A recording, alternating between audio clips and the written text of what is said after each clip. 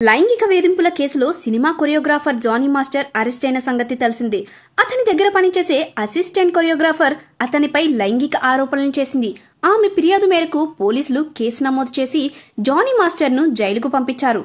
తర్వాత Johnny master bail petition కోరుతూ తెలంగాణ హైకోర్టును ఆశ్రయించాడు. అక్టోబర్ 24న తెలంగాణ హైకోర్టు అతనికి బెయిల్ మంజూరు చేసింది. అయితే ఫిర్యాదుదారు ఈ బెయిల్ ను రద్దు చేసి అతన్ని జైల్లోనే ఉంచాలని సుప్రీంకోర్టును ఆశ్రయించడం జరిగింది.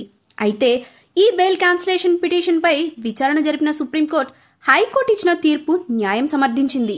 బెయిల్ ను రద్దు చేయాలని కోరుతూ ఆ కేసులోని ఫిర్యాదుదారు దాఖలు చేసిన పిటిషన్ శుక్రవారం సుప్రీంకోర్టులో విచారణకు వచ్చింది. దీనిపై వాదోపవాదనలు విన్న జస్టిన్ బేలా ఎం త్రివేది, జస్టిన్ సతీష్ చంద్ర మిశ్రాలతో కూడిన ధర్మాసనం పిటిషన్ ను డిస్మిస్ చేసింది. హైకోర్టు ఉత్తర్వుల్లో జోక్యం చేసుకోలేమని సుప్రీంకోర్టు కుండబద్దలు కొట్టింది. దాంతో ఫిర్యాదుదారికి షాక్ తగిలినట్టు అయింది. జానీ మాస్టర్ కి ఇది ఒక బిగ్ రిలీఫ్ అని చెప్పుకోవచ్చు.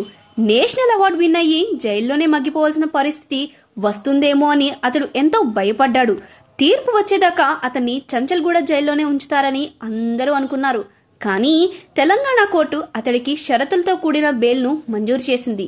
దాంతో ఇప్పుడు జానీ మాస్టర్ తన ఫ్యామిలీతో టైం స్పెండ్ చేస్తున్నాడు. తన సినిమా ప్రాజెక్టుల్లో కూడా పాల్గొంటున్నాడు. అయితే అతను తన లేడీ అసిస్టెంట్ ని బెదిరించడం లాంటివి చేస్తే బెయిల్ రద్దయిపోతుంది. అతను మళ్లీ జైలుకు వెళ్లిపోతాడు.